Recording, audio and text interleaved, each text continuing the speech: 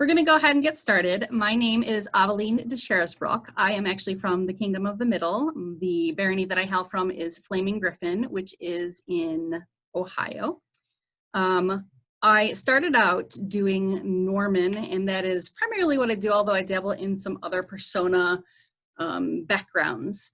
And the reason that I chose 12th century Norman is two reasons. The first is when I was doing the research, I noted that in the 12th century, particularly from about the middle half on to the end of the 12th century, beginning of the 13th century, they did not wear that many veils or wimples. And I'm actually have a hearing disability, so it's very difficult for me to have something over my ears and be able to hear much at all. So that was a very appealing thing for me. Additionally, you could kind of wear your hair sort of any way you want, although obviously the two braids is the traditionally recognizable way of saying, oh, she's a Norman, or he, you know, they're Norman. And so it was nice that I didn't have to worry about that, because when I was new, I was nervous about doing everything perfectly in period, etc. So over the last few years, I have been slowly cataloging as many manuscripts as well as extant pieces of art and clothing and accessories from the 12th century as possible. And obviously I run across a lot of stuff that is from the 11th century and a little bit later in the 13th century. And I don't think that there's any major jumps or things that are so startling in either the end of their mid to end of the 11th century or even the beginning of the 13th century. But for all intents and purposes, every single thing that I'm going to be showing you in this particular presentation is going to be exclusively 12th century. I think there's 1, 2, or 3 things, and you're going to be seeing lots of pictures that are 13th century, but they were very important for me to be able to show. Like, we see this all the time, for example, in manuscripts, but this is the one thing that I could find in a sculpture that showed it as well. Additionally, for the purposes of this presentation, while I want to be as inclusive as possible, it needs to be recognized that particularly in the 12th century, there were what was considered genders, male and female. And while there are certainly a number of things that were worn by both genders or all genders, for some of this discussion, I will be classifying things as this was traditionally worn by those that identified as male, this is traditionally worn or styled by those who are traditionally identified as female. But I want to encourage you, you can wear whatever you want, but just so the purposes of styling, if it is important to you, or if you want to make sure that you are making some distinctions, I'm going to be saying those things all along the way, but it is not an attempt to say you cannot do something or to necessarily promote a binary system. Just wanted to get that out of the way. Unfortunately, we kind of have to work within the context of the Middle Ages to make sure that everybody understands, okay, this was usually worn by males and this was usually worn by females, or worn in this way. What we're going to be doing is we're going to start off with a number of extant clothing or garments, as well as accessories and doodads, I guess I'll say. And so there's lots and lots of pictures. I encourage you along the way, if there's something either you just didn't understand what I said, or you're like, oh my gosh, this needs to be explored more, go ahead and put that question in the chat. I will attempt to watch the chat. And if you are watching via the RUM live watch party, Lene is going to be trying to convey those questions as well. However, there are a lot of pictures, and I think this is going to be pretty thorough. So if you want to save it into the end, that's okay too. So give me a moment. Let me share this. Can everybody see that okay? Give me some thumbs up. Great. Okay, so we've kind of already gone over the beginning of this. How do I move this while I'm in Zoom? Hang on a second. Oh, there is a very cranky baby in the other room crying. I apologize if you guys can hear him. He has refused a nap since about 4:30 this afternoon. So, all right. So really quickly, just so we kind of all know what we're talking about. The areas in red on this map of mostly Europe and then a little bit of the Middle East and the very tip of Africa are the territories that were explored and later claimed by the Norman people. Obviously over here, Can you guys see my cursor on this? Or are you just seeing, you can? Okay, great. All right, so right here is sort of where the Normans began when they invaded the north of France. And we saw that really in 909 to 911, and then eventually in the Battle of Hastings in 1066, they started getting onto the Isle of the United Kingdom. Hi, you wanna come over and say hi to everybody? Come here real quick. No? All right, go with Daddy. Sorry, guys. So, and then obviously later on, towards the beginning of the 12th century, we actually have some exploration in through Sicily. Hi. Say hi. Say hi. No? Say hi. Okay, back to business. All right. We'll be in the front room attempting to be quiet. Attempting to be quiet. Okay. So obviously there was the conquest of parts of Sicily that that happened and then sort of extended up into almost the whole southern half of Italy. There were some conquests or claims over here.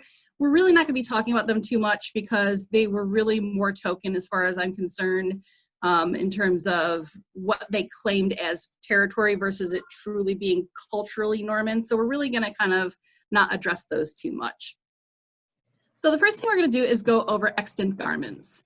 And I'm going to warn you that there are not a lot of extant garments that date to the 12th century or accessories. However, the ones that we do know about, I try to get as many pictures and as many details as possible. So right here you see the alb of St. Thomas Becket. It is dated to the late 12th century, around 1170. It was found in Canterbury, England, along with chasuble, maniple, and stole, an mise attachment, as well as pontifical sandals or shoes, basically. And let me see if I can, there we go. And an under tunic, which will be shown separately. For the most part for this, oh, I should have given you this sort of disclaimer. For the most part in this presentation, I tried to ignore as many religious or obviously religious images as possible because most of us aren't attempting to be religious figures. However, with the extant garments, because there are so few and because there's really some cool clues as to how some of these things were constructed, I did include some of the mundane things like under tunics and albs and robes. So right here you see St. Thomas Becket's alb. It is now held in the Sens Cathedral. And then this is actually a close-up of the gold embroidery that is on the hemband of the alb itself. It's quite gorgeous.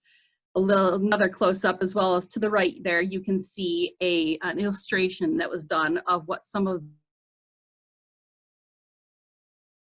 the embroidery was on the bottom of that hemband. This actually is the attachment, the mise attachment, but it has many of the same motifs, so I wanted to show you. It's pretty stunning.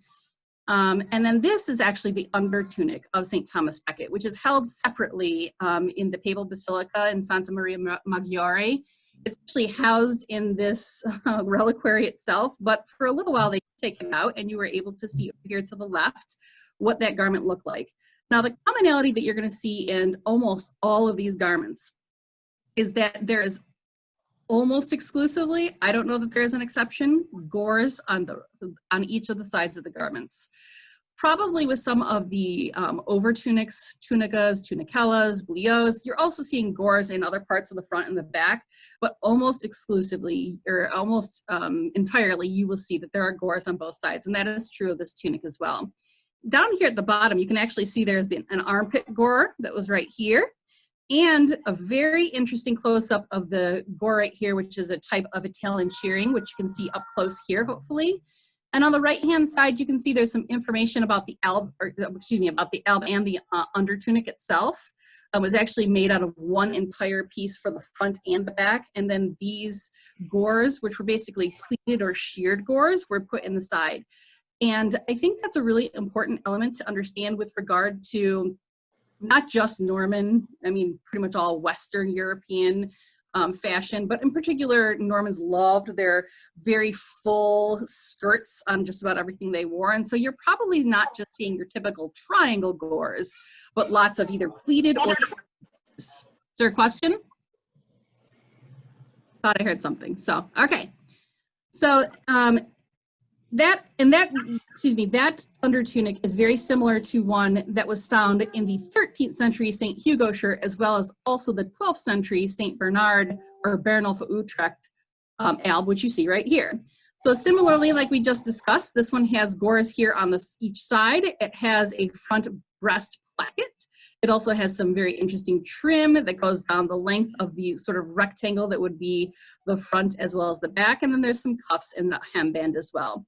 Over here on the right, you can actually see a close-up of what that fabric on the breast placket, trim, and hemband look like. This was believed to have been made in the Netherlands, and the reason that I pretty much included most manuscripts that were Western European, although I obviously tried to focus on those that were French or even Norman. That was where the first sort of exploration of all the manuscripts that I'm gonna try to show you. But if we're looking at extant garments, because there's so few, I did include some others. So this is another gore of the Saint Bernard or Bernulf of Utrecht's alb. And you can see very similar to the St. Thomas Becket under tunic, this also had a pleated gore. And this particular smocking technique right in here is called Italian smocking, I believe. I think we'll see it in the next page. Oh yeah, Italian smocking. And if you're interested in getting some more information about that, you can actually get it in this book right here, The Art of Manipulating Fabric by Colette Wolfe. It's, they give you full explanation and instructions on pages 144 through 147. So next, this is one that most everybody has seen. However, it is important to note that this was created by the Palermo Imperial Workshop shortly before and for the purposes of the coronation of King Roger II of Sicily. And so there are very heavy influences from the Middle East in this. So you can't say that this is necessarily, oh, that's very much Norman in design and in influence. But today it is considered, oh, well, that's a very Norman thing. We see it on Pinterest. We see it all over. We see people, do reconstructions of it. And obviously it's such a symbolically important thing. It needs to be included. You'll also see that similar to the St. Thomas Becket alb, it has a side opening here at the collar, and we'll show a close-up of that in a second, as well as there are gores on both sides of these. And I forgot to include a picture in this, but the sleeves themselves are not straight or even trapezoidal. They're almost like bell. They go like, there we go. They go like this. Hopefully you guys can see that. But they created a bell shape to the narrow cuffs. So here is close up. This is tablet woven band that was made in the Imperial Workshop. It actually has threads of gold woven throughout and a lot of pearls. The Normans, the Sicilians, they loved their pearls. Here are close-ups of the absolutely stunning, well as the enamel plates that were at the bottom of those cuffs. And most people think that that tunic is blue because that's what this photograph looks like to us. Looks like a navy blue or maybe an indigo, but actually the true color of the garment itself is a purple samite, silk samite. So here we have the trim and, okay, so this is a complicated garment. The trim, the armbands, and the bottom hemband were originally on a robe that King Wilhelm II of Sicily wore, dated to 1181. So those parts correspond to the 12th century. The next part goes into the early 13th century. The breast placket was later added on to that original robe in or around or just before 1220. We believe that all of those items that I just mentioned, the armbands, the cuffs, the hemband, as well as the breast placket, were actually on what was probably originally a red silk robe, but that didn't stand the ravages of time. And so sometime in the 18th century, all of those items were transferred to what you see now, which is this beautiful white silk robe or alb. And that is held in the Kunsthistorisches Museum in Vienna. Some close-ups of that, very similar in the style of that King Roger II of Sicily's thing, is lots and lots of pearls, lots of gems. Sorry.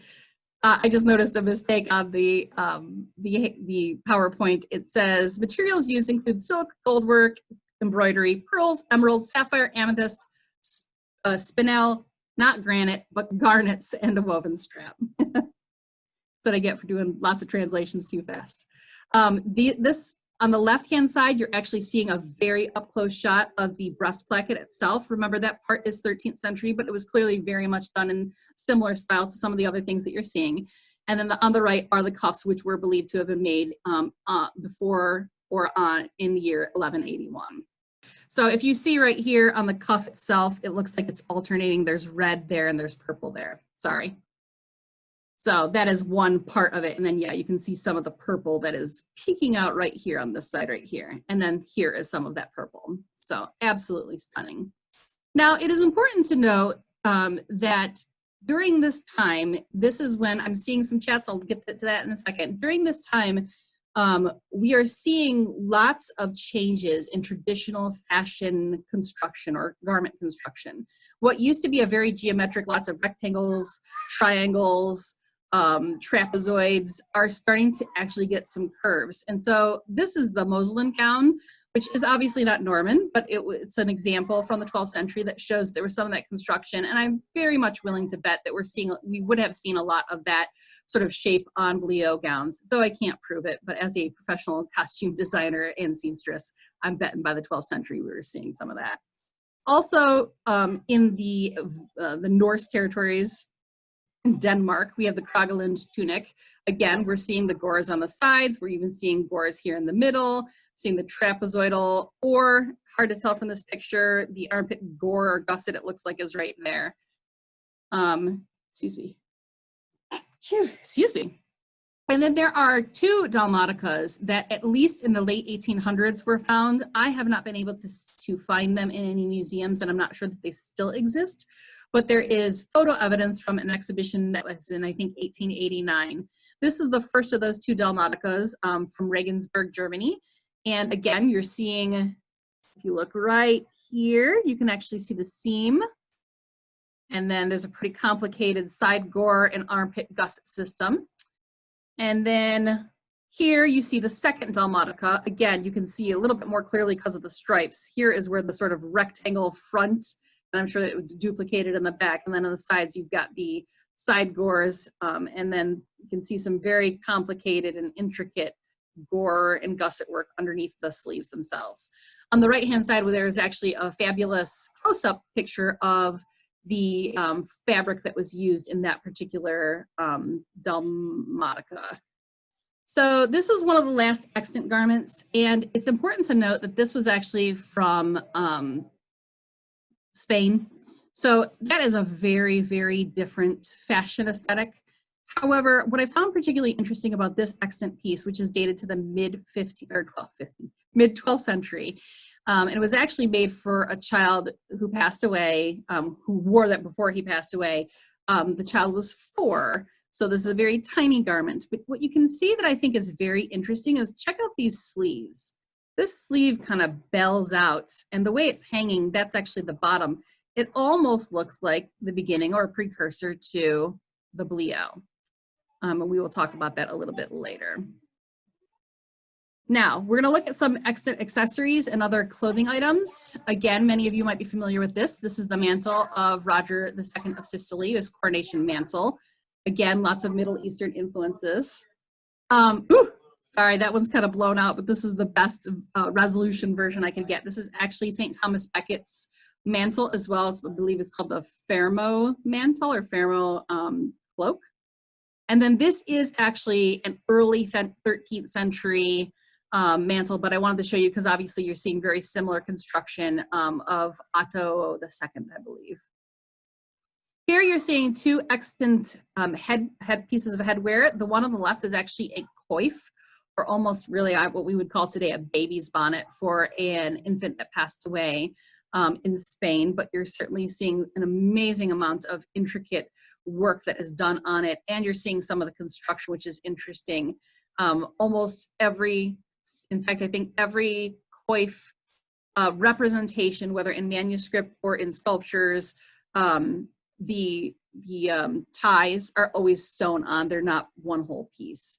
And then this is actually what was intended to be worn underneath a crown. You can see some of the sort of velvet padding.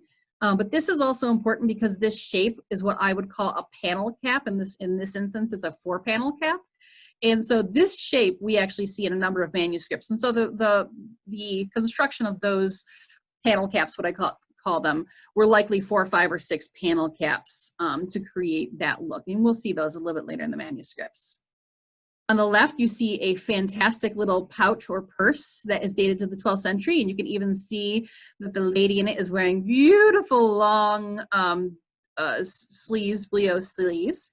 And the gentleman here is actually wearing what I call a horseman's tunic, which has a very long slit up the front and the back. On the right-hand side, this is King Roger II of Sicily's coronation glove. He spared no expenses. It's pretty fabulous. And then here are a slew, for some reason, lots and lots of these stockings survived the ages of time. On the left, I think that's also Roger II of Sicily's coronation stockings. We're seeing 2 other very similar ones. Both of those are from Germany with the tie in the back. By the way, the iconic Roger II of Sicily tunic, which we all think when we look at the main picture is blue, but it's really purple, was actually intended to be worn under an alb. So if you can believe it or not, that tunic, for the most part, wasn't even going to be seen when he was walking through his coronation, which is just like, what? All of that work and people never saw it is astounding to me. So more stockings. Interestingly, these have the ties in the front and on the right-hand side. I don't know if you can see it. If you have your panel of people, if you hover over the top thing, you can click the little single bar and then hopefully you'll take all the people up and you can see it there.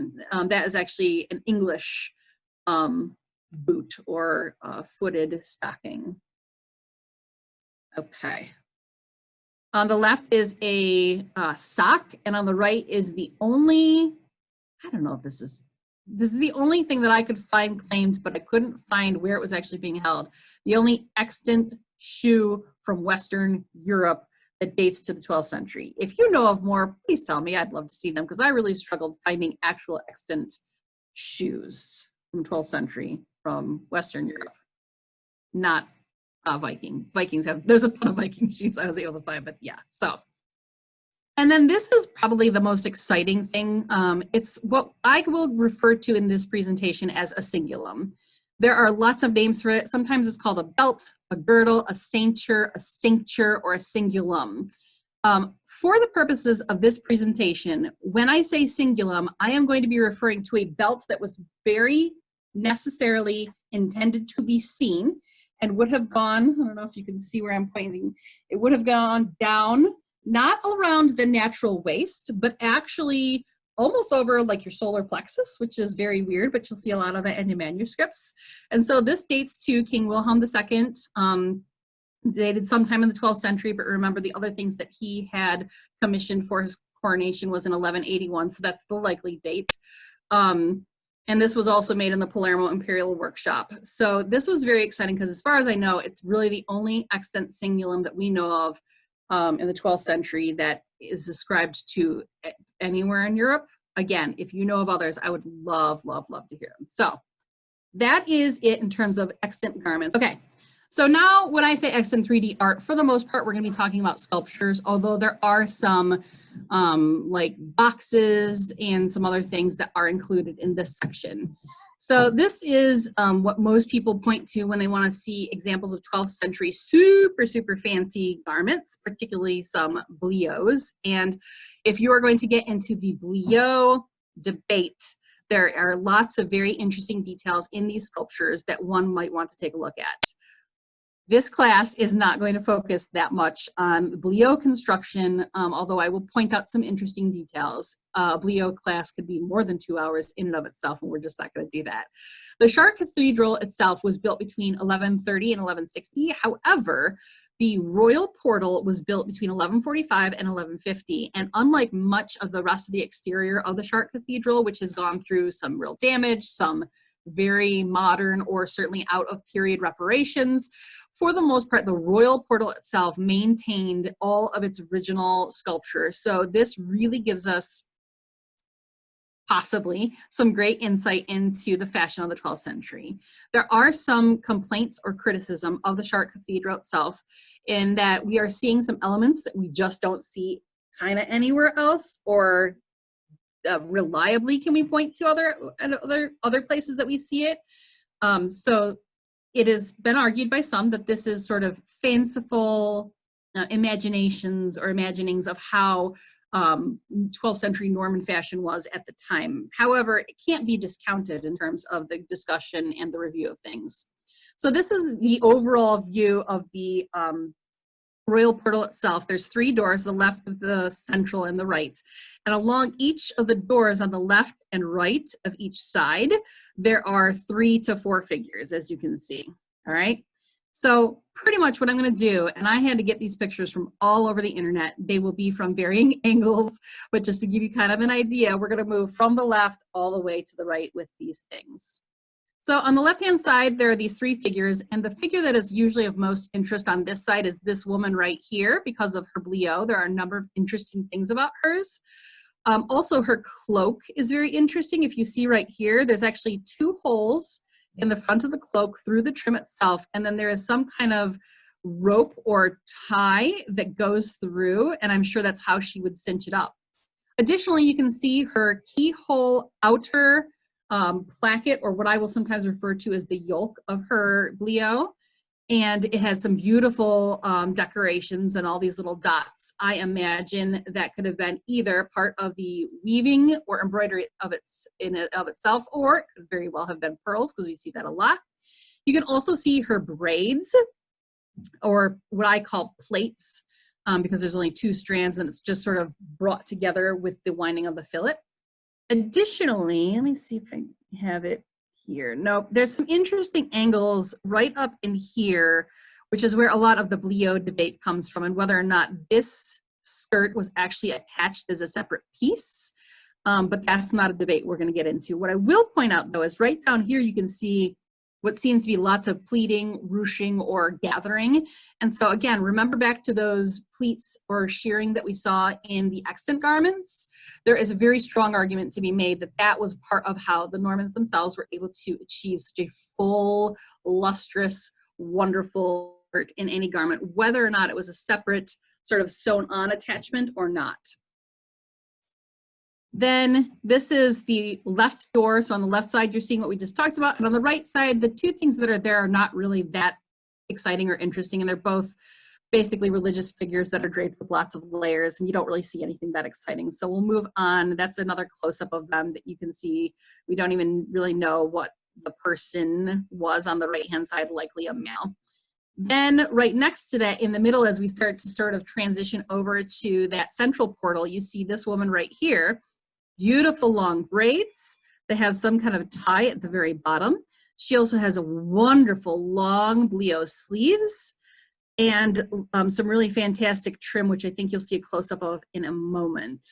For one other thing I want to note, the word Bliaut, and I think if you have done anything with 12th century Norman fashion, you know, really just means court dress. However, in modern terminology, usually when we're having the Bliaut debate or Bliaut discussions, we are talking about an over tunic that is usually fitted to the person's body and has long sleeves in some fashion. And there's a variety of different sleeve shapes. So here you see a front view of her. You can see she also has a keyhole tunic here. And if you look here, you can see her sleeves, and you'll see this in a lot of the manuscripts. Her sleeves are very much gathered and very sort of squished together. That's very common with almost everything you're seeing in the 12th century. Here's a full body picture of her, and you can see she has here what I would call a cincture, because it is sort of to bring the garments even closer, and it's not worn up higher. So this is a belt or a cincture. That's how I would refer to that terminology. And then off to her right, you're starting to see the inner portal on the left-hand side of the central door, if you followed that. Now, this is the left-hand side of the central door. You see these 3 figures together. Again, this woman tends to be the one that is of most interest to those of 12th century fashion study. She has a V-neck on her outer tunic or Bliaut, and then a keyhole on the inside underdress or under tunic. You can see the design of the trim, as well as all the sort of ruching or gathering of her under tunic sleeve.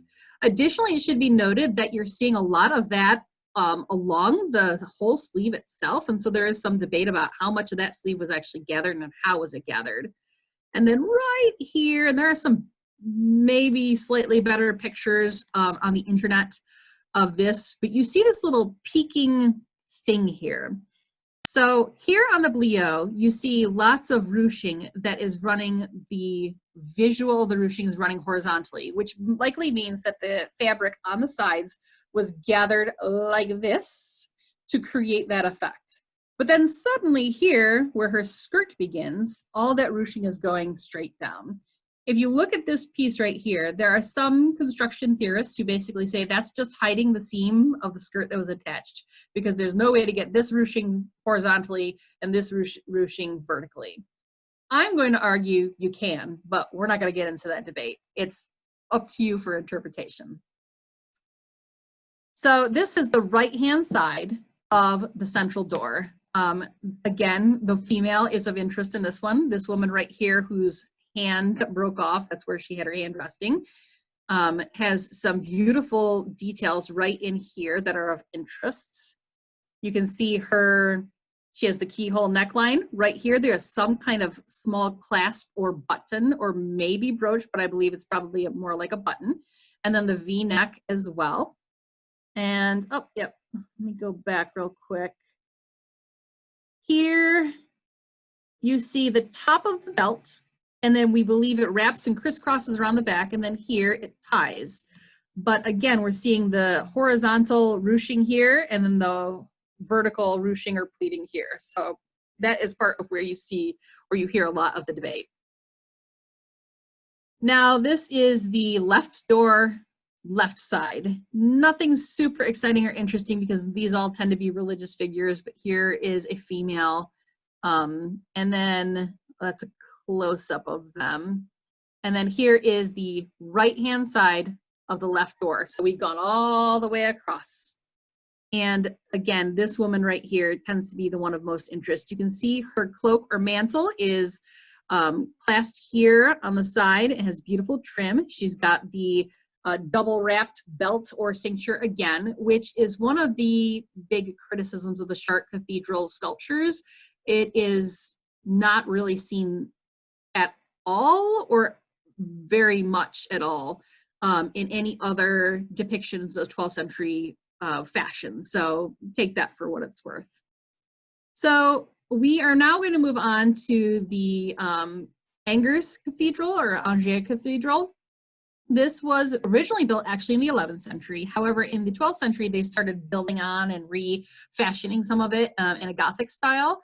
And so they decided that they were going to imitate the royal portal of Chartres Cathedral on theirs. And it's also on the west side, and they call it, there's the royal portal. And there's really only one sculpture here that is of the most interest, but this is the one that gets people very, very excited. And it is this woman, oops, right here. She's actually on the right side of the portal, as you can see. So what is so exciting about her? Well, we're seeing the long Bliaut sleeves, we're seeing the long braids, we're seeing the mantle itself has strings kind of similar to the Chartres Cathedral does. We're seeing the V and keyhole neck. We're seeing the double belt, right? But what we're also seeing is side lacing. And so this is what a number of construction theorists say is the way in which, and I believe this is true, the way in which you were able to get all of this horizontal ruching gathering or ruching or gathering. You can see it as a spiral lace. This is kind of blown out as a very very zoomed in, but it was the best I could do to just try to share that with you. But we believe that was both on both sides. And we do find some manuscripts that also show that this was not an aberration, that there was certainly some demonstration of side lacing. And so if you combine the idea of side lacing with sheared or pleated gores on the skirt or the bottom half of the Bliaut, we can see how quite feasibly, especially if you're using a very, very light material like the silk, you could get both the horizontal lines as well as the vertical lines down below. So this is actually what is, he's calling for his dump truck. So this statue is called the Slim Princess, and it's actually held here in the United States in Pennsylvania. And she was originally believed to be on the San Thibault in Provence, France. She, nothing uncharacteristic, but just more reaffirmation of the time. She has the two plaited strands of hair that have a fillet running through it. She also has the keyhole neckline, which has a beautiful clasp that was right there, as well as a either also keyhole or more likely a sort of curved V-neck. We're seeing the horizontal gathering, and then we're seeing the vertical pleating right here. And you also see there, she's wearing a veil. You don't see that in many of the manuscripts, but you do see it in more of the sculptures, which were meant to be a little bit more formal, so that is not a surprise. Now, this statue right here was originally identified as Saint Clotilde, and this was believed to be Clovis. However, there is some debate about whether or not she was actually Saint Clotilde or this is intended to be the Queen of Sheba, which was done also in the style of the Chartres Cathedral. And again, many of the same elements. The two-strand plaited hair with the fillet running through, a beautiful ornate, look at that thing. Oh, so pretty. Brooch that was right there. Lots of trim on the end of the Bliaut sleeves. We see the horizontal gathering or ruching, and then the vertical. We also see the belt here that is tied. I don't know. You can't really see if that one's double wrapped, and I've tried to see pictures. Also, interestingly, you see her shoes, which come to a point, and we'll discuss that a little bit later.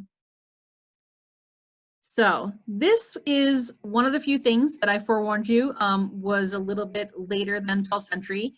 This is an effigy of Queen Berengaria of Navarre, and she was the wife of King Richard I. She died in 1230, so it was likely made then or several years after. However, the only reason I included this was this beautiful annular brooch that you're seeing here, which is very much in the style of everything else that you're seeing.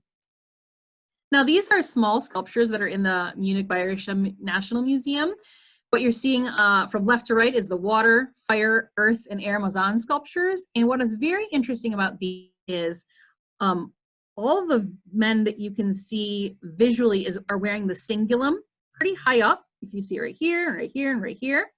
Also, their mantles all have extremely ornate clasps or brooches. This gentleman is not actually wearing a mantle. He is wearing what looks like either a cowl or just sort of a head wrap. And then if you look at their feet, they have the pointy shoe, which we will talk about a little bit later. This is so pretty. So this is held in the Met Museum. And this is the Virgin and Child, dated somewhere between 1180 and 1200. There are some amazing details that just reinforce what we're seeing in the sculptures, as well as a number of the manuscripts. In particular, you see that she has the thing right here that is connecting the two sides of her cloak, and then has a beautiful ornament right there.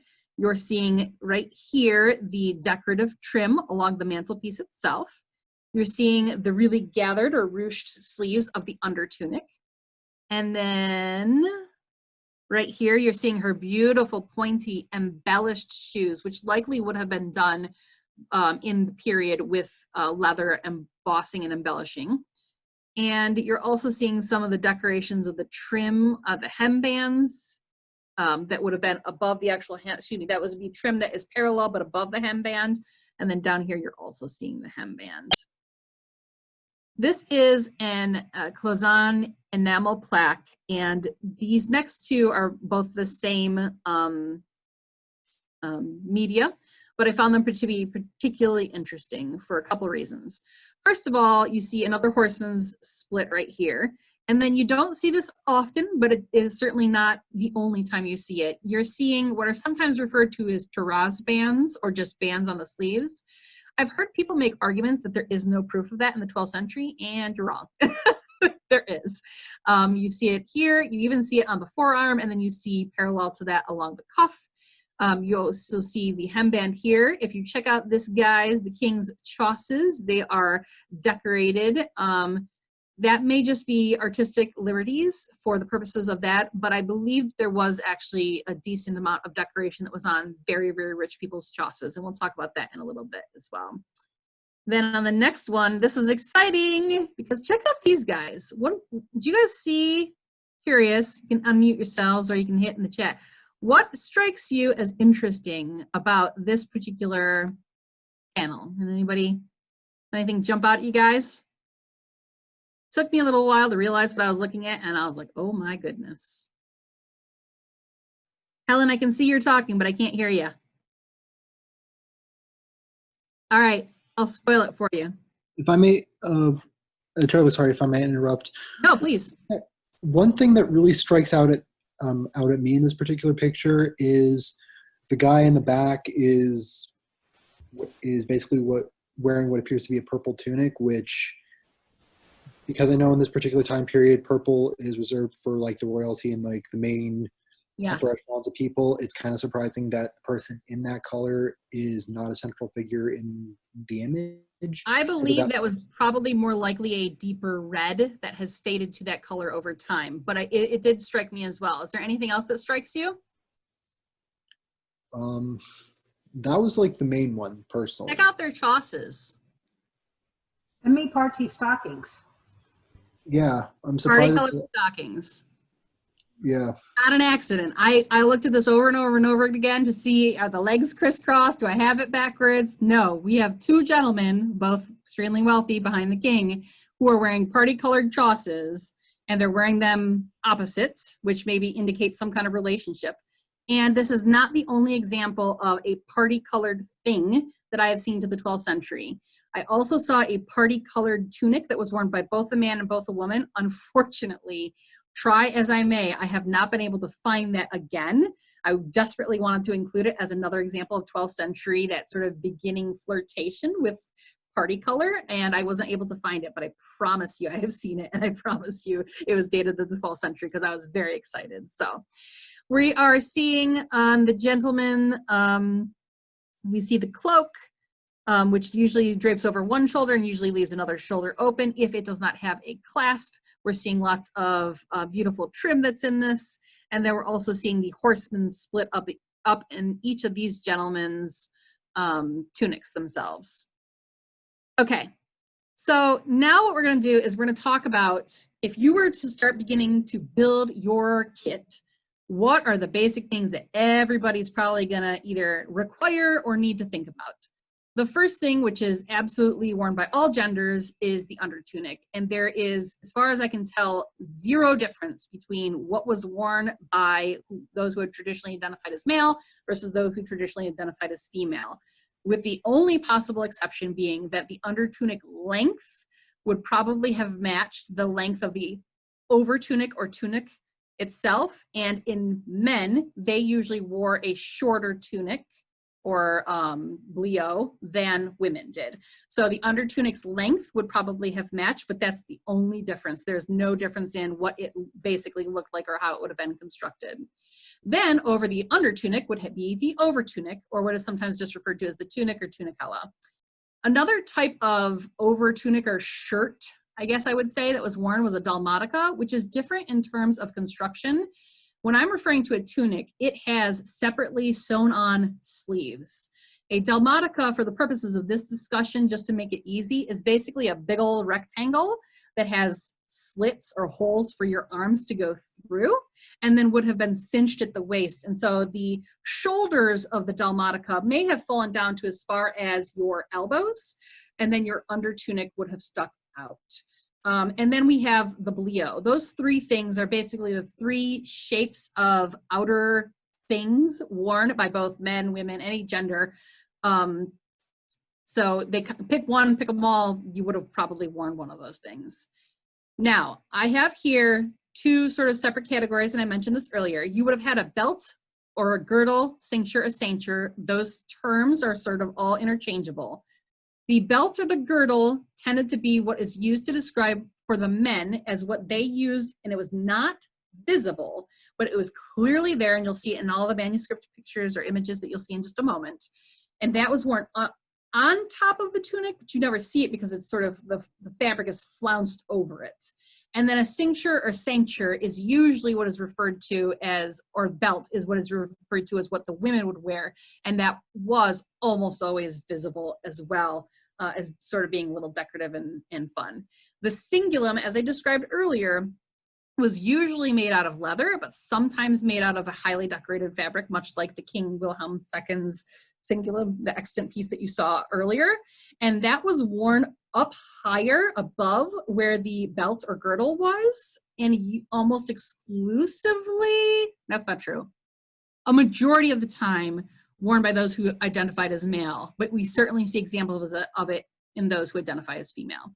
Obviously, many people would have had shoes or boots, but we also see lots of manuscripts of people working with nothing, barefoot.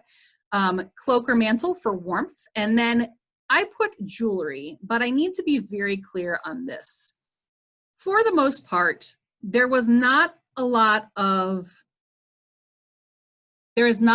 representation of jewelry in sculptures, paintings, manuscripts, or other art that has made it here from the 12th century.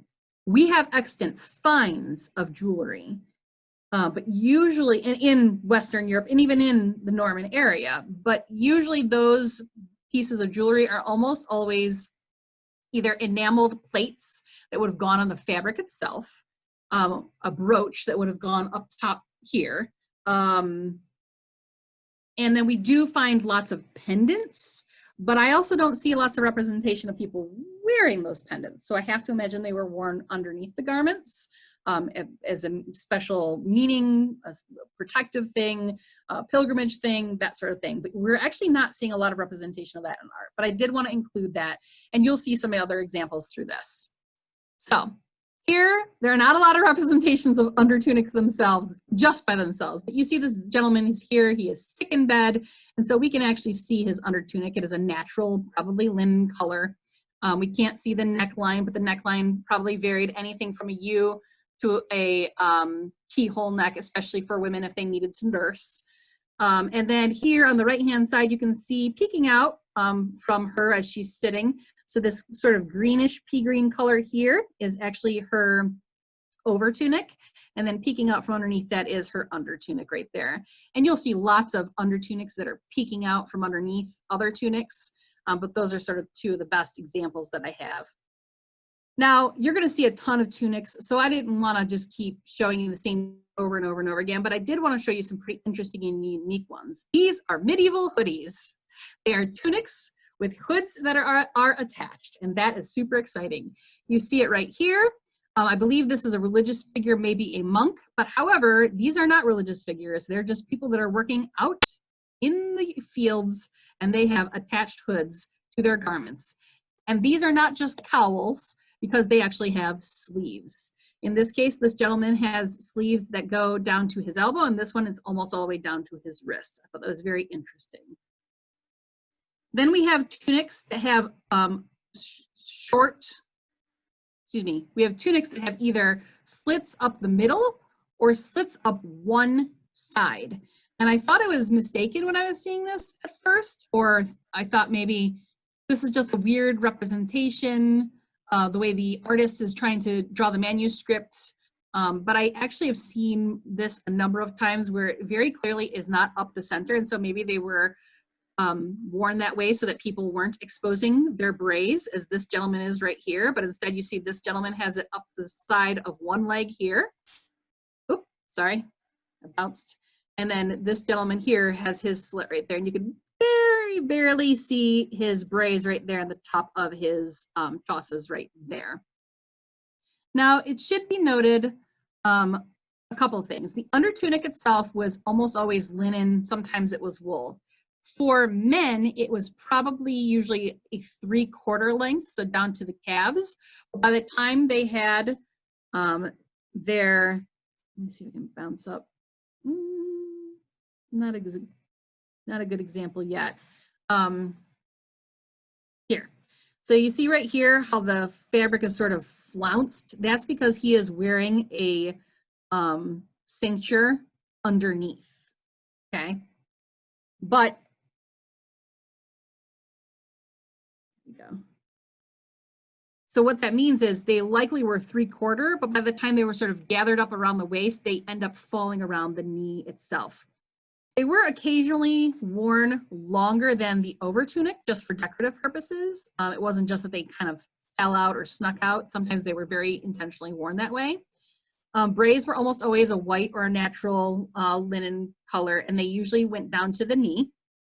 And then the over tunic or dalmatica, the necklines are usually V-necks or keyhole necks. Those are the two most popular ones, but we definitely see examples of either a round neck or collar, as well as just a slit. And you can usually see that represented, see how his neckline here sort of shows a very, it's not a rounded edge, that's more of a slit design construction.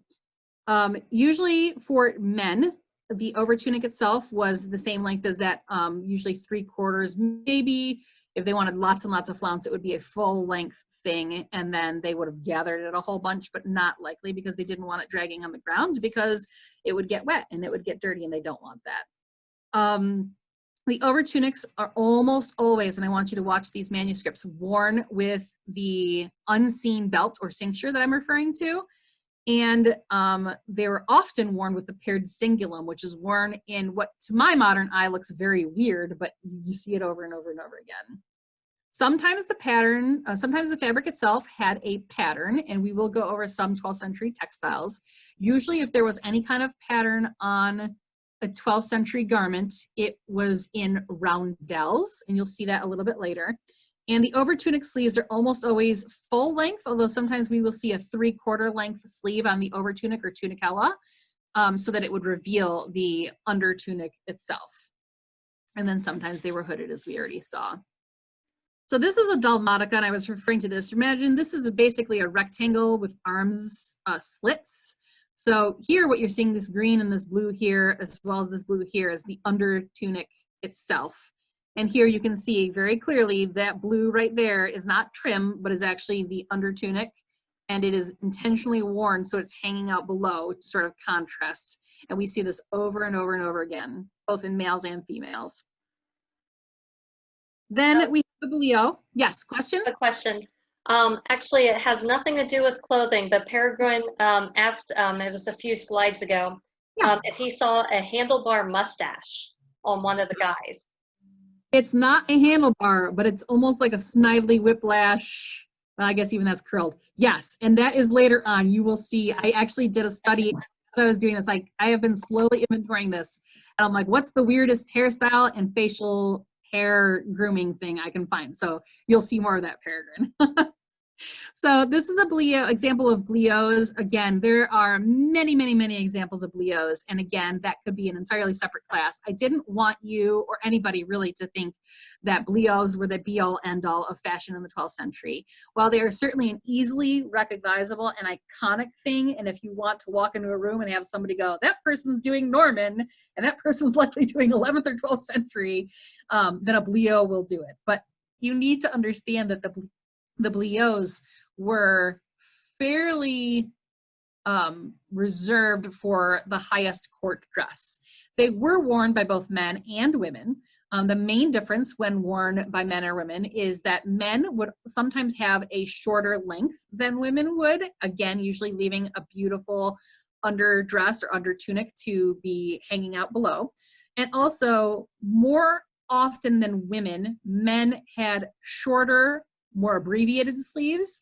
This probably had less to do with an assigned fashion aesthetic and more to do with functionality with regard to traditional roles. If the men were expected to be, you know, fighting, signing papers, you know, doing things, and the women were just sitting around looking pretty, they could afford to have really long, ridiculous sleeves. And I can tell you from having worn Norman, they are not very practical. So it's not a surprise that you're seeing the longer sleeves with those Very wealthy people, wealthy women in particular, didn't necessarily have to worry too much about that. But here are some examples of men with different levels and different lengths of Bliauts. Here on the left, you can see this gentleman has these beautiful Bliaut sleeves, even while he's doing the dirty business of trying to kill a dragon. And on the right, you see a more bell-shaped Bliaut sleeve, although this one is a shorter one that ends at his elbow. Then remember, and I've kind of put belt, girdle, cincture, and cincture, not usually visible, and the cingulum. So here is the invisible cincture underneath the fabric. You can see every single time, and this is not just them attempting to show the difference, because I know sometimes you get weird drawings of things because the artist was clearly trying to represent the underlying anatomy. This is different. This is very clearly they were trying to show gathering of the fabric to flounce it out, and likely may have even rolled into sort of like the chausse's girdle perhaps. And then above that, very high, you're seeing the cingulum. So cingulum there, cingulum there. This cingulum is kind of a little bit lower than some of the others. And then right here, you can see this cingulum kind of peeking out quite high. So you see right here, the fabric is cinched right there with the cincture, but then the cingulum is right there. Shoes and boots, these shapes were worn by both males and females, although I believe the next couple of pictures, I apologize, are primarily just showing men wearing this style of boot or shoe. There were two main types of shoes that were worn by people in the 12th century. There are the sort of what I call the mid-calf boot, and you can see a representation of that right here. Most of them were brown or black, although we certainly have examples of other colors. Sometimes these boots were called revelins or riveling, or even slops, and sometimes they were made of leather in which they didn't even bother removing the hair from the other side. It was just worn on the outside of the boot. On the right-hand side, you see a reconstruction of what is believed to be the 12th century mid-calf boot style. The other type of footwear that you see on both males and females are basically what I would say the early or precursor poulaines. They were very definitely pointed. They were varying lengths, but usually the ankle or all the way up to the knee. They didn't usually just do like mid-calf. Here you can see a number of poulaines, which even include an open vamp window right here, as well as some decorative, probably embellishments and embossing on the leather itself. And even here, I'm trying to move my window, you can see this gentleman has this line and these dots, which probably indicates where the shoe itself may have been laced. Now let's talk about cloaks. The cloaks themselves were usually a half circle or sometimes a very long rectangle. They were almost always draped over one shoulder, usually the left shoulder, assuming that the majority of people are right-handed, and then left open over the right shoulder. That means one of two things happen. The back half of the cloak was either at a diagonal from your left shoulder down to your right side waist, or it came around to your neck right here and then would have some kind of clasp or fastener. In this case, you can see this guy just kind of tied his two ends shut to keep the cloak where it was. When the cloak itself did not have a fastener, you see this very often in the manuscripts. So this shoulder is essentially open, but then the cloak comes up and then is tucked into the cingulum, or sometimes you'll see the person's right hand is just holding it across their waist, whether they're seated or standing. We also see, however, cloaks or mantles with clasps, maybe buttons or brooches. You can see some clasps or buttons here and here. This is most definitely a brooch that is here. Very difficult to see with the resolution of this one, unfortunately, but here and here you're seeing gold. So that leads me to believe either it is a beautiful gold brooch or possibly a button. There are some that argue that buttons really didn't come into existence or really use until the 13th century. I debate that with a couple of things that I've seen. So that ends the garments or accessories that would have been worn by both males and females, any gender. Now, these are the garments, accessories, or specific stylizations that were traditionally displayed by those that identified as male. We're going to talk about braids, chasses and hosens, cowls, almost exclusively worn by men. I don't know of anything that pops out in my head where I see a woman wearing a cowl. She usually wears either a head wrap or a cloak. And then specific types of headwear are hats. I need some help with some names of these.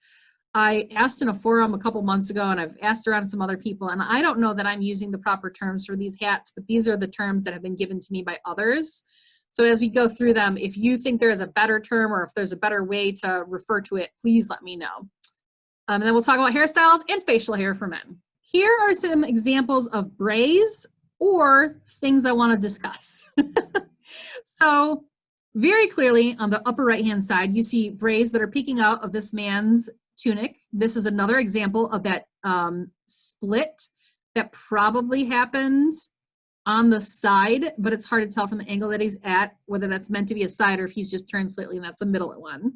We also see a middle split here, and you see his braids sticking out as well as his probably chausses, although he may be bare-legged. It's hard to tell if that orange or peachy tone is intended to be a orange or peachy colored hosen or chausses, or if it's actually his bare legs while he's working in the field. Here, I initially thought these were chausses, especially with the way this top is rolled down, because that's very common. But this pretty clearly looks like red hosen or chausses. And this maybe looks like a skirt, or possibly that's where it splits. I don't know. So if you know about this type of garment, or if you have some theories, I'd love to hear your input or feedback on it. And then these right here may be intended to be braids, excuse me, again, with the rolled down top. That's very commonly what you would have seen with the braids. But interestingly, you also see these splits on both sides, the inner and the outer, and I'm not sure why that would be. I have not seen many other examples of this. So I don't know if those were intended just to represent like they're very haggard, or if there's a specific stylization reason or construction reason for that. If you know about that, please let me know, because I don't know the answer to that. Then, so chausses and hosen. We saw lots of examples of chausses and hosen, but I wanted to show you the three most exciting and interesting pairs of chausses that I've come across to date. It's important to note that we have long believed that for a number of reasons, chausses or hosen were usually cut along the bias. That is to help them to be slightly more stretchy, but also to get a very fitted look. We also have demonstration of that, because if you look at the three chausses here, the angles or direction, slight diagonal. So even though this leg is at a diagonal, if you kind of crook your head a little bit, you can see that that is at a diagonal, which represents that that fabric was cut on a bias. Here we have slightly diagonal stripes. These are not horizontal stripes. So again, that indicates the bias. And then here, this likely would have been woven as squares, concentric squares, straight across for ease of the weaver. Not necessarily the case, but likely the case. But again, we're seeing that sort of at a diagonal. So those are three fantastic and exciting examples of chausses that you're seeing. Now let's talk about some cowls. The usual length of a cowl is that it would come down just below the shoulder itself. See something in the chat. Diamond twill could be, yes, I agree. However, I did find a number of examples of the cowl which either came down to the elbow or more likely the waist. If it went past the shoulders, it usually went down to the waist, and then was often sort of pushed up to the elbows while the person worked or manipulated things. So here you see this gentleman has his cowl, he's got his hood up, and he's got his cowl sort of pushed up to the shoulders as he's working. Here you've got two people wearing a cowl. This person's cowl stops right below, the shepherd's cowl stops right, just below the shoulder. However, this shepherd's cowl actually goes down to the waist, and again, it's sort of pushed up close to his elbow so his hands can move and manipulate things. This person's cowl is just below the shoulders, whereas this person's cowl goes all the way down to actually to their knees, which is kind of interesting and exciting. The hoods of cowls almost always went straight back. He's looking up, so imagine it's sort of parallel with the top of the screen, or even slightly angled upwards, as you can see with this gentleman here. It's not just an artistic mistake. I've seen this a number of times where it does curve slightly upwards. In the cowls themselves, they're almost always closed in the front. And the hood usually points back. We talked about that. The hood is not elongated. I mean, this looks fairly pointy and kind of weird in terms of practicality for a cowl, but usually you're not seeing it extending really past that or even that. You're not seeing like a lyra pipe or a tail, excuse me. And then sometimes you do see decorative bottom trim on the bottom of the cowls themselves. However, we have also seen examples of cowls that are actually open, and there's a great image right here where you can see how that may have actually been sewn without a clasp or with a clasp. It's not very clear because of the way the hood is hanging, whether it's clasped or sewn here and here, but we're seeing actual split front cowls. Now we're going to talk about hats, which almost exclusively are worn by males during this time period. So this is what I refer to as a panel cap because that's how it would have been constructed to achieve that sort of round and domed to the head shape. However, I've also heard people call these toque hats. However, toque hats I think of being very different than what we're seeing here, and I think of them much more late period. However, when I looked up the definition of a toque hat, it is basically a hat without a brim. And so while there is maybe a small band that goes around here, I guess technically it does meet that definition of being a toque hat. And we see these both with the nub or nubby and without, as you can see right here. If you think there is a better name for these, or if you think toque hat is the wrong name, I would love your help here because this is one area I was like, I don't really know what the right terminology is. Then very, very specifically iconic of the time period is the Phrygian cap or Phrygian cap. Usually it pointed sort of forward, and you're seeing that in all these. I apologize, this middle one is kind of blurry. See a couple of things here. So going back to the King's Chausses, let me go. Here we go. Going back to the King's Chausses, looks like a diamond weave, but still on a bit of an angle, I agree. And then Odette says, the dude behind the center figure was also sporting diagonal stripes, but are more pronounced. You mean right here, Odette? I think that's what you're referring to. Yeah, and I've seen a couple others where there's, yep, she says yes. So I've seen a couple other less obvious, but probably diagonal or bias representations in manuscripts. Those are real right there, or Phrygian, depending on how you say it. And then this is, again, I don't know what to call these. I call them a name I'm not going to say while I'm being recorded because they have a funny shape. The nice name, or the more appropriate politically correct name, is that they're an acorn hat. I've also heard them being called a pilgrim's cap, but when you look at pilgrim's caps, they look very different, and they usually have part of the brim pinned up or bent up in some fashion. So I don't know what to call these hats. I just call them acorn hats. But this one is actually a slightly different shape and almost looks a little bit more compacted, and is also worn with a coif, which I found to be very interesting. Again, if you have better names for any of these hats, this is probably my biggest weakness in terms of fashion, is what is the right name of some of these hats? I don't know. Now this one, I was told over and over again, is called a Jew's hat. I feel slightly uncomfortable using that term, but everybody insists that is the correct term, and that is, if there's another name for that, please let me know. This one on the left, I don't know if it necessarily falls into the category of a Jew's hat, but it has that sort of extension up the center of the hat itself. So I stuck it in there and I also thought it was interesting. This beekeeper actually appears to be wearing the Jew's hat, and then here you see one as well. Some of the Jew's hats that you'll see in some of these things go up pretty tall. These ones are fairly tame in terms of the height of the spine or spinel that comes up at the top, but that's what you see. And then finally for men, and then again, I don't think I ever see this with women, but with men you see the coif. And just like the extant garment, remember the infant's coif or baby bonnet basically that we saw had the attached on straps for the coif. We see that in every single one of the representations that I have come across for coifs themselves.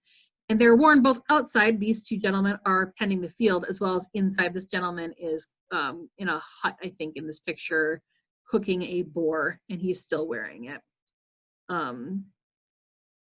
There's a post in the chat.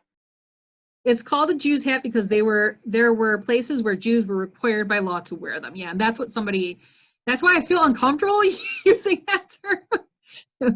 But everybody said, no, that's really what they're called. So, all right.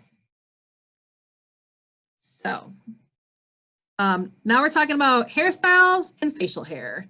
So hairstyles for men, you see all lengths of hair, but usually most men had hair. When I say short, it means it usually came down to about their ears, like these guys on the left-hand side that you see here. You see different representations of curly hair, of straight hair, somewhat slightly styled hair. This weird thing right here where it's like combed like that is just basically meant to represent that there is no part in the hair and that it was just combed back. But we also see middle parts. We never see side parts. We do see bangs. You can see bangs on this guy, bangs on this guy, bangs on this guy, and they're usually fairly short, probably about an inch. Additionally, you see facial hair. Usually the beards included mustaches. However, in the inventory that I've done so far, I think of the 46 things that I inventoried that had facial hair, only 26 or 23 of the 46 had a mustache as well as a beard. So sometimes the Normans or Western Europeans in the 12th century just wore the beard itself. This guy up here and this gentleman over here, they're actually on two opposing pages, but the same manuscript, are sporting mustaches. It's almost a Snidely Whiplash kind of thing. This guy right here is the only man I have ever seen in a 12th century manuscript that has just a mustache. So not impossible, but very rarely the style. And then this gentleman shows, unlike almost all other mustaches that kind of grow down into the beard, and you'll see it over and over and over again, this guy seems to have it sort of styled separately so that it comes straight out or a little bit of a curve. I'm not exactly sure, but I found that to be interesting. Okay, now we are moving on to garments, accessories, and stylization that was traditionally displayed by those that identified as female. So we have hats and headwear. Obviously, you don't see men wearing veils for the most part, and instead of cowls, and if the woman is not wearing a cloak or mantle, or sometimes even if she is, she might also wear a rectangle scarf or a head wrap, I call it. And then we're going to talk about some of her hairstyles and hair adornments. So traditionally, if the woman was very, very formal, usually if she was wearing a, but that was usually the only time in the 12th century, particularly from the middle of the 12th century to the end of the 12th century, that you're seeing women wear veils. Women do not wear veils nearly as much as they do in pretty much the rest of the Middle Ages. Again, remember at the beginning of this, I said that's one of the reasons that it appealed to me. And rarely do you see wimples, or what might be a wimple. You see these two women and these two women, although only the woman right here on the left is wearing a veil, she is not.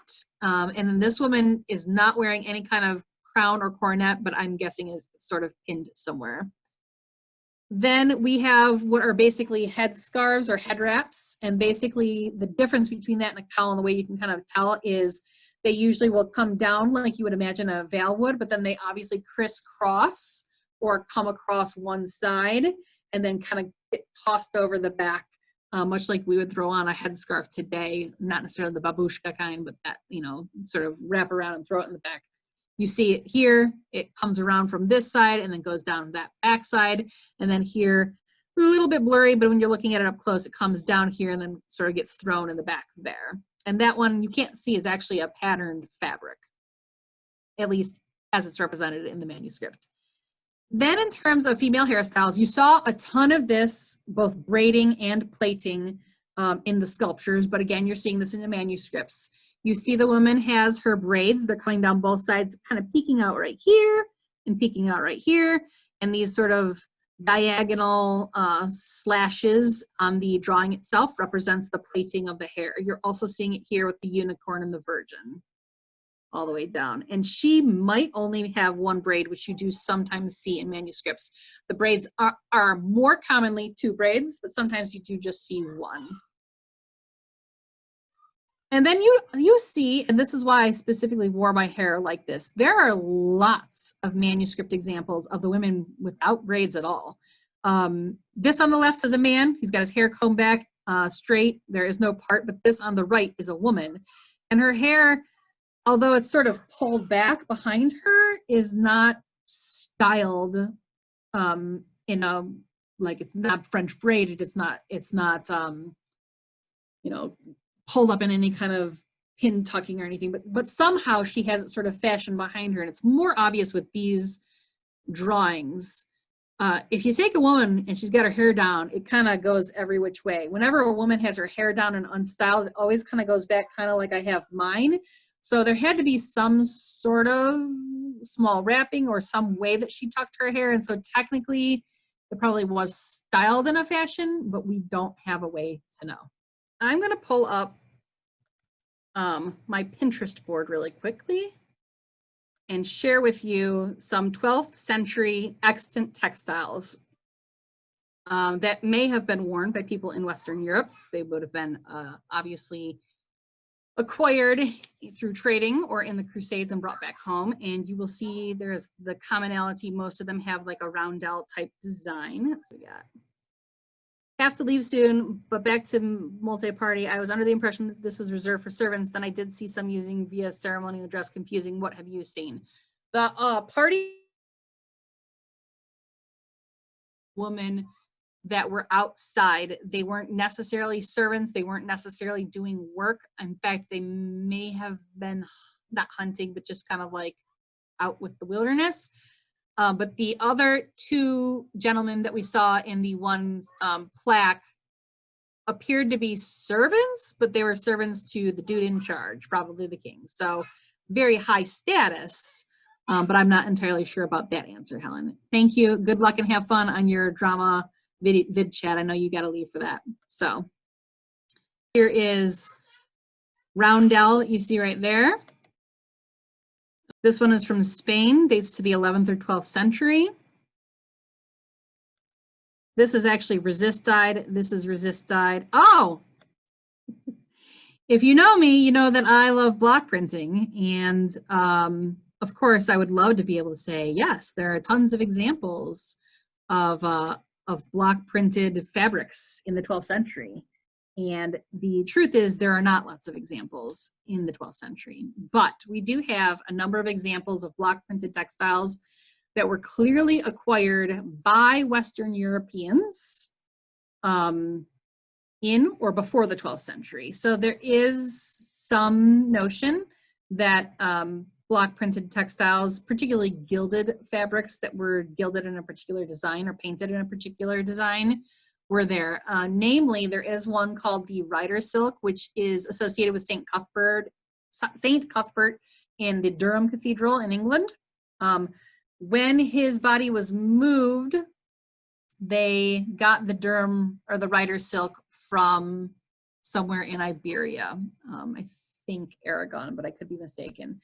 We also have a 10th or 11th century, no, we have a 7th or 8th century Sasanian Persian printed textile that is in Germany, and we also have a 10th century printed textile that is also in Germany, and we have a 4th century probably painted, maybe not printed textile that is in Ravenna in Italy. So those are some examples of the possibility, plausibility, but not probability of printed textiles in 12th century Europe. Though in the 13th century, it kind of blows up all over. So clearly there were some people behind the scenes that were starting to do it.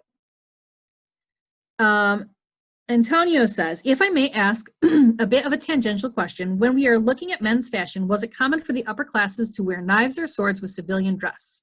Or would that be something only seen on the battlefield or at coronations? Not even then.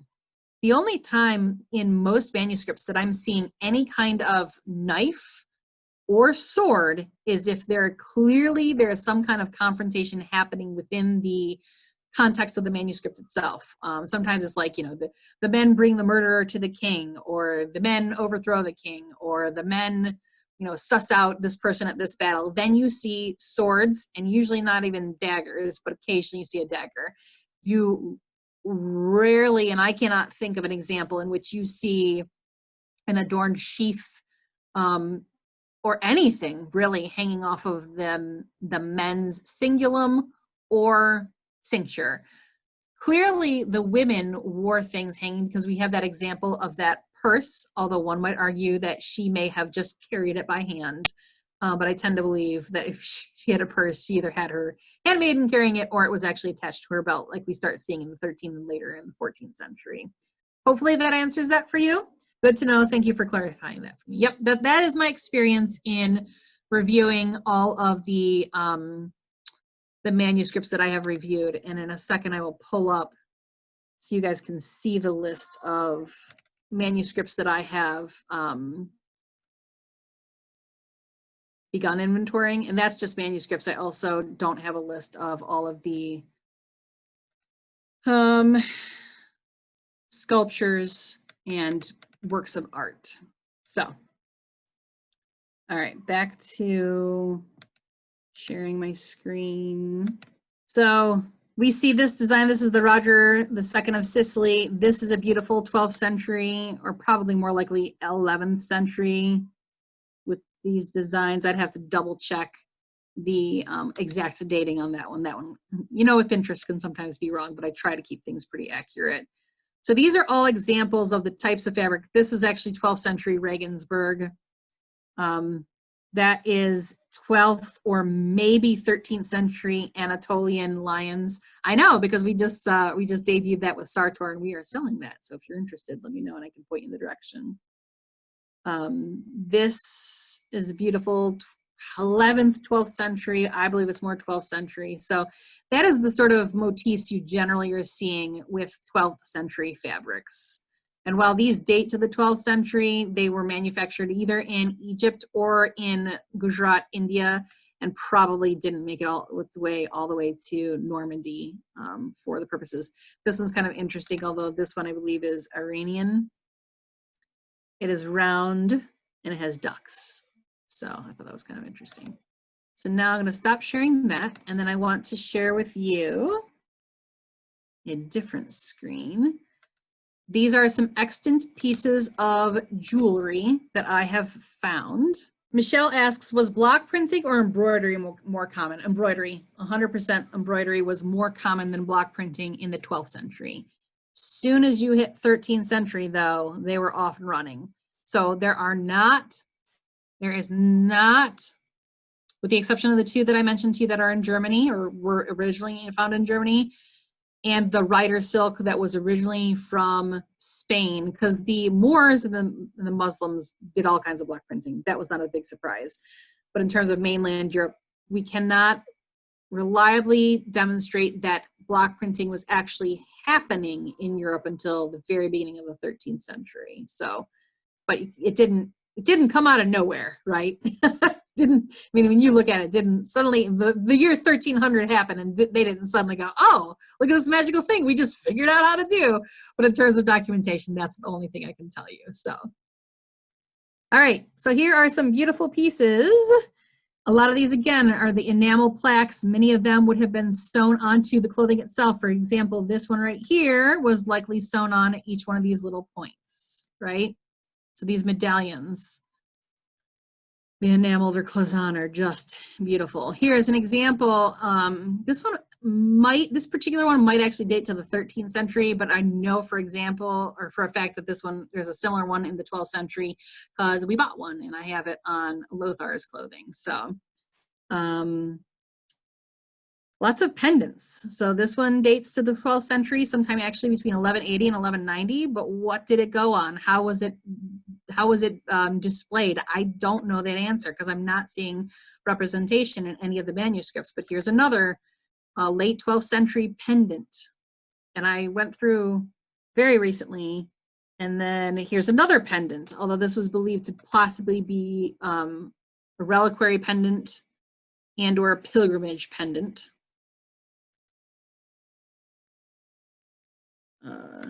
Here is a Byzantine ring, and while certainly the Normans had lots of encounters with the Byzantines, particularly if we're talking Sicilo-Normans, you just don't see any representations of Normans wearing rings, really, unless they're Sicilo-Norman, and even that is a little bit later. So we have primarily dealt with the fashions that, and there's certainly some intermixing, but most of the fashions that we have talked about was on the, or regarding the western half of Europe.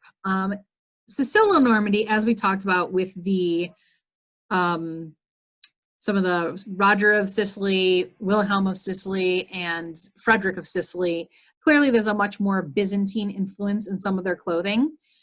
There is one website that very frequently gets shared as, this is Norman, this is Norman. And it's a website I'll show you in a second, but it's actually reconstructions of garments that were believed to have been worn in the Battle of Legnano times in, I think, 1176. I will share that so you can see. So the first thing I want to tell you is that Legnano was not actually technically within the boundaries of Sicily. It's much further north. However, boundaries are kind of arbitrary. And so once Sicily was conquered and claimed by the Normans, it's not like their garment fashion suddenly changed that much. So things that were happening and being worn in the northern part of what we today know as Italy very likely was what you would have seen in Sicilo-Normandy as well. So that's the reason I want to show you this website really quickly. I have not vetted the utter authenticity of these garments, but they are, yeah, 1176. They are very plausibly within what you were seeing on all of the manuscripts.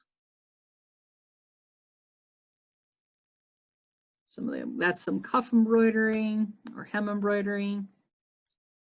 I'm not sure what's going on with this interesting cincture with two things hanging here and here, and also the very interesting hemband at the bottom.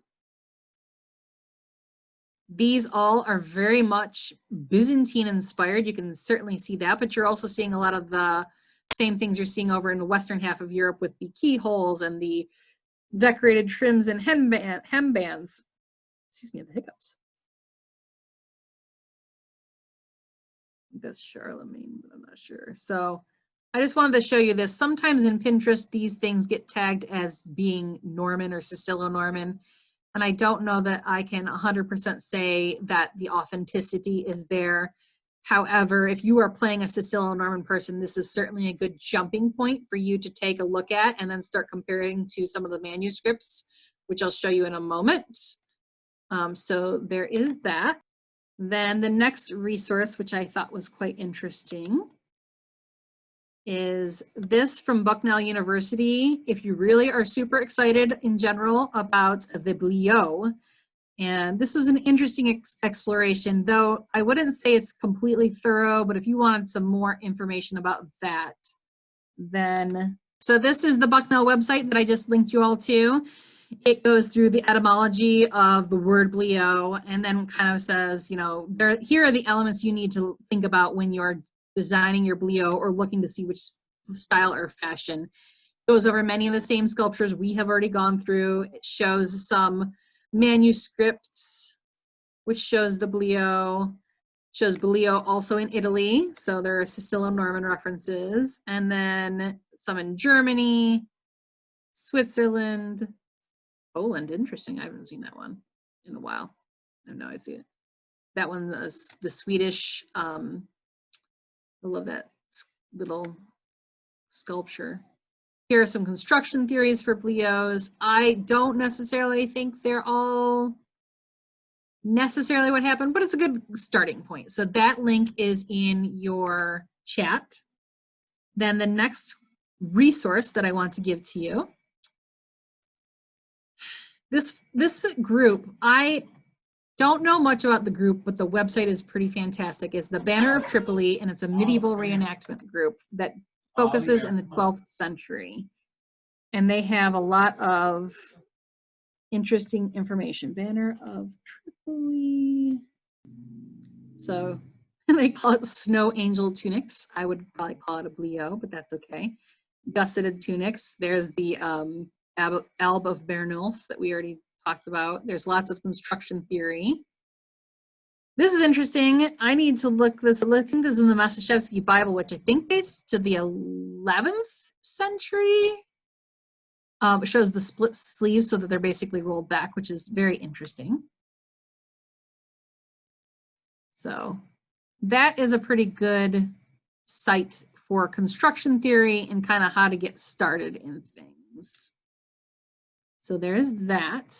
So this is the Hrafnheim website. Are you laughing at me? That I thought had a lot of interesting information, some construction theory. They have some great images that I didn't necessarily share in this. So I would highly recommend taking a look at that one. And I think that one goes 11th, 12th, and 13th, but that particular page is for early 12th century in Eastern France. Technically Normandy is more North France, but you have that. So, okay.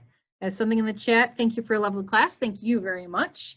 Go ahead and unmute yourselves. We have 20 minutes left. If anybody has any questions, comments, resources, if you want to point us to, if you think I'm wrong about anything, please tell me. I'd love to hear some good debate or correct me and give me some information that I don't know. So while I'm waiting for any of that, I will quickly share. Here's somebody. This is the small list of some of the manuscripts. I've been Fabulous class, thank you. Thank you. So here are some of the manuscripts that I have gone through. And again, I tried to exclude all religious garments or obviously religious. So if you want me to share that list of manuscripts, drop your email to me in the chat. You can either do it to everyone or you can just drop it privately if you are concerned about that. So any other questions, comments? Thank you. Thank you for attending. Could I give you my email and you could send the sources to me because I can't seem to copy them into anything on my phone. Which sources are you referring to? The sources that were in the beginning of the PowerPoint presentation or the manuscript list that I just showed you? The manuscript list, and I missed the very beginning. That's okay. This is being recorded and eventually will go up on YouTube. So if you can you type your address into the thing or you want to just give it to me verbally here? I'll just type it in there. Sounds good. So I'm curious, how many of you are already doing Norman and how many of you have not done Norman yet, but you're interested in getting started and that's why you took this class, or you just frankly wanted to learn about it because you thought it was an interesting topic? I'd love to hear from you guys about that as well.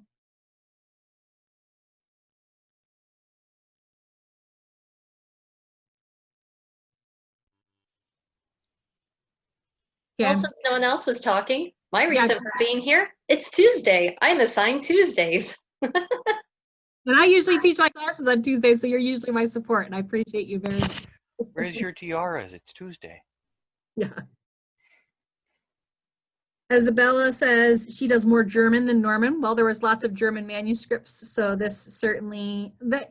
And here's the thing: even today, but specifically in the Middle Ages, the boundaries really meant less and more the proximity. So when I see a German manuscript, most of the time from the same time period, you can assume, nice tiara, most of the time you can assume that there was fairly similar styles. And there was nothing that I showed you that was like, whoa, I haven't seen this anywhere else. And it was like, you know, from the Czech Republic, right? Like the weird aberrations that I'm seeing or showing you, for example, the gentleman with the sort of snidely whiplash mustache was definitely, I think that one was a German manuscript. So Lissa says that she did Norman very early on, 30 plus years ago, then drifted to other areas, but I love the sleeves still. I know.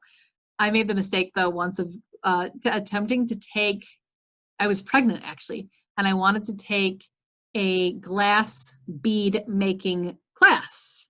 And I did Bliaut, and I got there and I was like, I'm gonna catch myself on fire. So I very, very meekly and shyly asked the few other participants there, like, hey, do you guys mind if I take off my Bliaut? I'm just going to be sitting here in my underdress, though it's not sheer, but I'm basically going to be sitting here in my underwear, but I don't want to catch myself on fire. Like, no problem. So sometimes not so practical. I've also found that when I am working, because I tend to serve feast a lot, and I also volunteer often in the kitchens. And so when you see in the manuscripts the women that, usually women, sometimes men, but usually women will knot their Bliaut sleeves. That's usually to keep it from dragging to the ground, but it's also helpful to keep it out of things. And sometimes I've even knotted the sleeves behind my back and still have mobility to be able to work around. All right, any other resources, feedback, questions? This is going to give you 2 more minutes, and then I'm going to go ahead and call it so we're not dragging this on. For embroidery, what would they have used for the yarn? So probably silks, but certainly, I know linen is not super color fast, but dyed linen could have been used. But I believe if they were doing embroidery, they probably would have used, and in the extant samples that we have, any embroidery that isn't gold thread is silk itself. So hopefully that answers that question. Like the Thomas Becket is silk.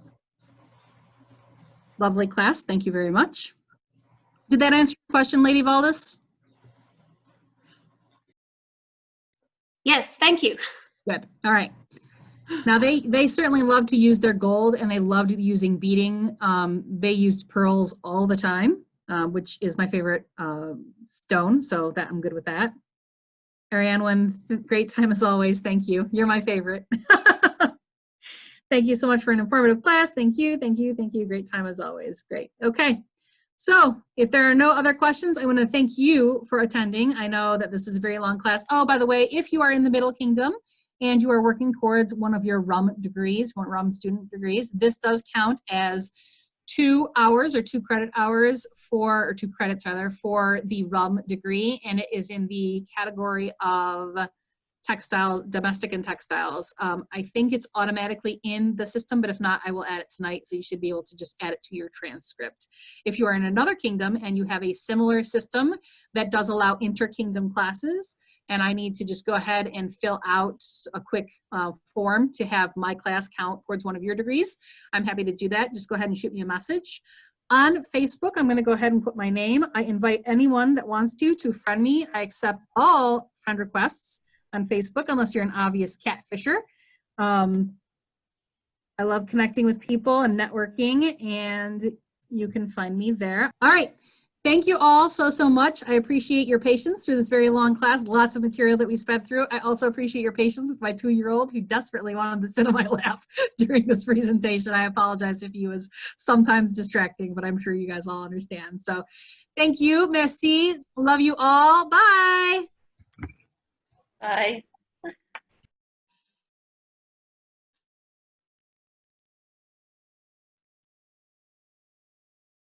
Okay. I guess I will end the message or end the meeting.